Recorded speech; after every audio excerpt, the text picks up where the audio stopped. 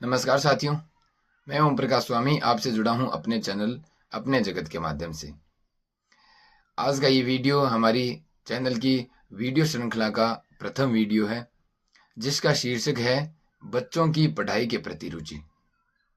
जी हाँ, प्रत्येक अभिभावक का ये सोचनीय विषय है।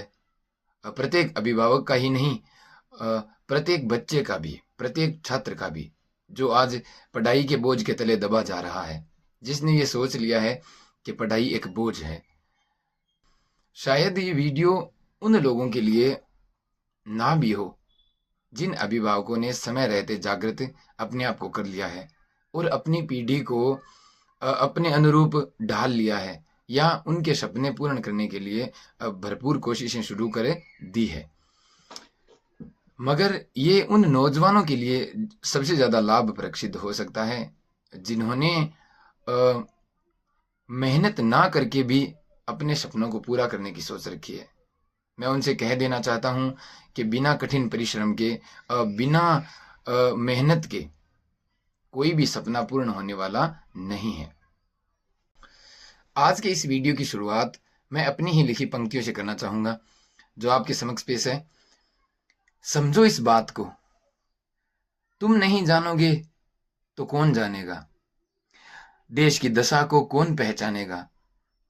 सुबह सुबह जब देखते हैं तुम्हारा उतरा चेहरा, तो डरते हैं लेके भविष्य में घर की चिंता को, गांव की चिंता को, शहर की चिंता को, मोहल्ले की चिंता को, प्रांत की चिंता को, देश की चिंता को, विश्व की चिंता को और भविष्य की चिंता को लेके डरते हैं हम।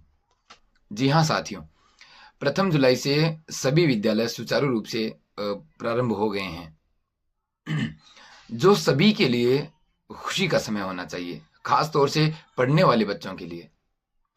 वो भले किसी भी प्रकार से हो, नई किताबों के लिए हो, नई सामग्री मिलेगी उसके लिए हो, नई कक्षा में बैठेंगे, नए दोस्तों से मिलेंगे, किसी भी बहाने से हो, लेकिन खुशी का माहौल सब में होना चाहिए।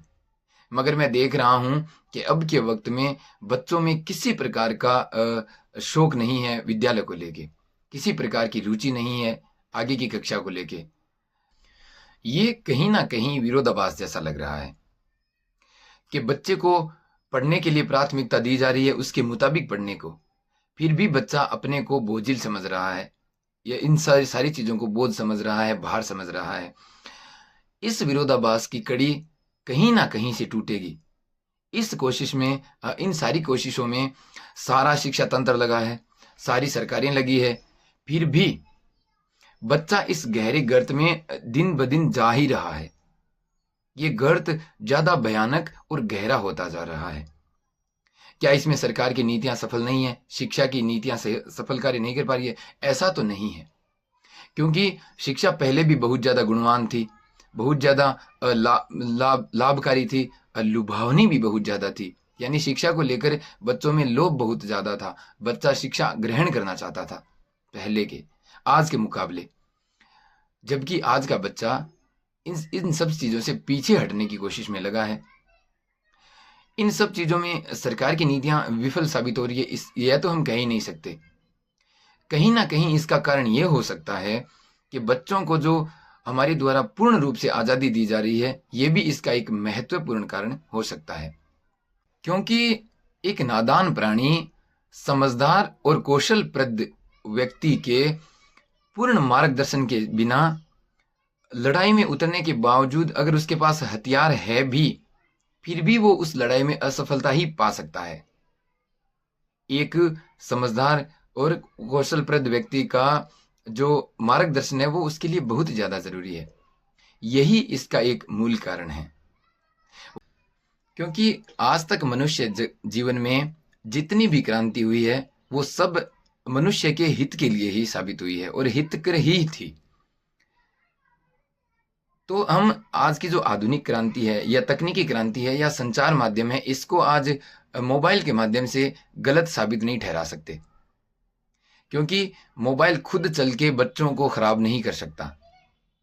कहीं ना कहीं हो सकता है हमने उन्हें सही जो कंटेंट है वो देखना सिखाया ना हो, हमने बस उनको दे दी, आज़ादी दे दी कि बस आप मोबाइल देखो। वो बच्चा नादान है, वो उस रण क्षेत्र में उतर तो गया है मगर उसे उस हथियार का प्रयोग करना नहीं आ रहा है। उस हथियार को भी आप ऐसा बना सकते हो कि उस बच्चे का सन्मार्ग इतना, उस बच्चे का जो मार्ग है वो इतना उत्कृष्ट हो सकता है कि बच्चा अपनी प्रत्येक सफलता को अपने बलबूते पर हासिल कर सकता है। तो मेरे कहने का मूल कारण यही है कि बच्चा जो आज हमारे चलाए रास्ते से भटककर किसी और राह पर चल रहा है, तो उसका कारण सिर्फ उसके हाथ में लगने वाला मोबाइल ही नहीं है। हमारे द्वारा भी अगर किसी प्रकार का गलत मार्गदर्शन दिया जा रहा है या सही मार्गदर्शन दिखाया नहीं या सही मार्गदर्शन नहीं दिया जा रहा है उस बच्चे को, ये भी इसका मूल कारण हो सकता है। बाकी इस मुद्दे पर हम जितनी चाहें उतनी चर्चा कर सकते हैं। इस मुद्दे पर कभी मैं एक संगोष्ठी तो नहीं कह सकता, एक पॉडकास्ट जैसा कुछ वीडियो या इंटरव्यू जैसा कुछ बहुत जल्द मैं आपके सामने लेके आऊँगा, जिसमें शिक्षा तंत्र से जुड़ा हुआ शिक्षा तंत्र से जुड़ी हुई एक महान हस्ती हमारे बीच मौजूद होगी। बहुत जल्द मैं ऐसा वीडियो आपके समक्ष पेश करूँगा। बाकी आप सब साथ देते रहिएगा। थैंक यू, धन्यवाद, नमस्कार।